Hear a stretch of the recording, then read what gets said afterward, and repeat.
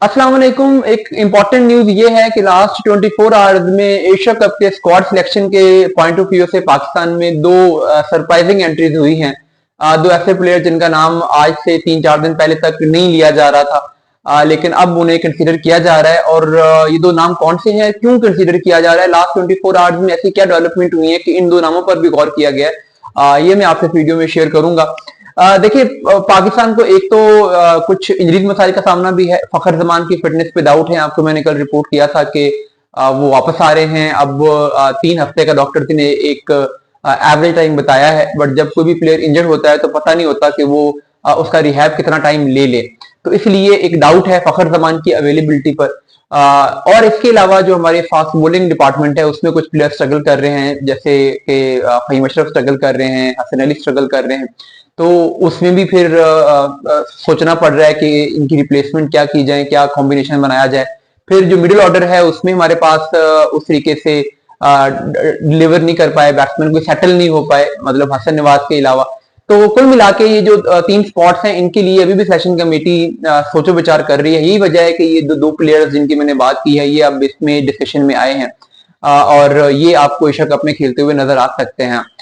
देखें, एक जो पहला नाम इसमें है वो तो अब्दुल्ला शफीक है, और वो इस कॉन्टेक्स्ट में है कि अगर फखर जमान नहीं होते तो पाकिस्तान को एक बैकअप ओपनर चाहिए। अब कुछ लोगों का ये ख्याल है कि यार फखर जमान अगर ना हो तो आप बाबर आजम को बैकअप ओपनर के तौर पे ले लें। लेकिन अब इसमें एक बात समझने वाली है, जब भी बाबर आजम के स्ट्रेचर का प्लेयर या शाहीन अफरीदी के स्ट्रेचर का प्लेयर, इतने स्ट्रेचर का प्लेयर यानी जो आपकी 2-4 जो बड़े नाम होते हैं, अगर आपको लगता है कि उनकी हमारी टीम में यूटिलिटी है और आप उनको स्क्वाड में लेते हो तो फिर आप उनको बेंच नहीं कर सकते। फिर आपकी वो फर्स्ट चॉइस प्लेइंग 11 में आने जरूरी हो जाते हैं, ये मस्ट हो जाता है। ये दुनिया भर में यही प्रैक्टिस है। आप एक बड़े प्लेयर को लेके उसको बेंच पे नहीं उठा सकते। लेकिन अब देखा जाए तो पाकिस्तान की तरफ से साइम अयूब और शाहिद फरहान ओपनिंग पे तो सेटल होते हुए नजर आ रहे हैं, और ये बात माइक हसन कर चुके हैं कि बाबर आजम अगर आएंगे तो वो सिर्फ ओपनिंग के लिए ही आएंगे, तो वो ओपनिंग के लिए ही कैंडिडेट है। अब फखर जमान का तो ये था कि चलो उनको नंबर 3 पे खिला लें या उनको आप बाहर उठा भी लेते थे। लेकिन अगर बाबर आजम को अगर आप लेके आते हैं और आप उनको बाहर बिठा के रखते हैं बेंच पे और साइफदा को और साइन को खिलाते रहते हैं तो उस पर भी बहुत क्रिटिसिज्म होगा, और ये एक किस्म की बाबर आजम की डिसरिस्पेक्ट भी होगी। तो इसलिए सेलेक्शन कमेटी बैकअप के तौर पे ऐसे प्लेयर को लेना चाह रही है जो कि जिसको फर्स्ट चॉइस प्लेइंग 11 में नहीं लिया जाएगा। हाँ, अगर जरूरत पड़े तो वो खेल सके, और फिर थोड़ी सी वर्सटैलिटी भी चाहिए हो। अब्दुल्ला शफीक का हमने देखा है काउंटी क्रिकेट में भी नंबर 3 पे खेल रहे हैं, नंबर 4 पे खेल रहे हैं, पीएसएल में भी वो नंबर 5 तक भी खेलते रहे हैं, ओपनिंग भी करते रहे हैं। तो वो जो फखर जमान वाली यूटिलिटी है बेसिकली कि फ्लेक्सिबिलिटी भी हो और फर्स्ट चॉइस प्लेइंग 11 में ना भी खिलाएं तो कोई इशू ना हो, वो बाबर आजम प्रोवाइड नहीं करते, वो अब्दुल्ला शफीक प्रोवाइड करते हैं। इसलिए अगर किसी को ये लग रहा है कि बाबर आजम की वापसी होगी तो ऐसी कोई न्यूज नहीं है। बाबर आजम वापस नहीं आने जा रहा है, अब्दुल्ला शफीक आएंगे। बाबर आजम को एशिया कप तक पाकिस्तान के T20 स्क्वाड में नहीं लिया जाएगा। ओडीआईज में वो खेलेंगे, लेकिन T20 में कोई डिस्कशन नहीं हुई है बाबर आजम को वापस लाने के बारे में। वो जो एक मीटिंग हुई है मोहसिन नकवी की बाबर आजम और रिजवान से, वो भी ओडीआई सीरीज और उस कॉन्टेक्स्ट में थी, उसमें भी कोई T20 टीम में कम बैक के बारे में किसी किस्म की कोई बात नहीं हुई।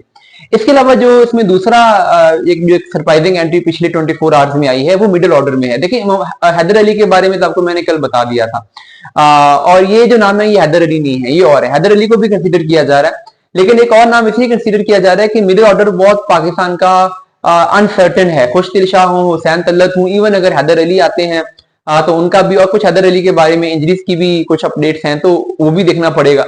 तो फिर मिडिल ऑर्डर में बैकअप अभी तक उस तरीके से समझ नहीं आया। तो फिर अब इरफान खान न्याजी को, जो कि पाकिस्तान शाहीन के लिए ऑस्ट्रेलिया के टूर में कैप्टन है, उन्हें कहा गया है कि आप भी रेडी रहें, आपको भी बुलाया जा सकता है। मैं ये नहीं कह रहा कि इनको स्क्वाड में शामिल कर लिया जाएगा, लाजमी बात है, लेकिन उनको ये कहा गया है कि आप रेडी रहें, आपकी कभी भी जरूरत पड़ सकती है, आपको कभी भी पाकिस्तान के स्क्वाड में हम ले सकते हैं। तो इसका मतलब ये है कि कंसीडर किया जा रहा है, प्लान में है। सिचुएशन पे डिपेंड करेगा, प्लेयर्स की अवेलेबिलिटी पे डिपेंड करेगा, फिटनेस पे डिपेंड करेगा, फॉर्म पे डिपेंड करेगा। लेकिन अब होना ही है कि पाकिस्तान ने 15 प्लेयर्स अनाउंस करने हैं एशिया कप के लिए, और 3-4 पाकिस्तान ने रिजर्व भी अनाउंस करने हैं। तो उन रिजर्व में हो सकता है कि इरफान नियाजी आ जाए, 15 में ना हो, और लेटर ऑन अगर जरूरत पड़े तो उनको ले लिया जाए। बहरहाल ये खबर है कि 2 पाकिस्तानी प्लेयर्स को कहा गया है कि आप रेडी रहें।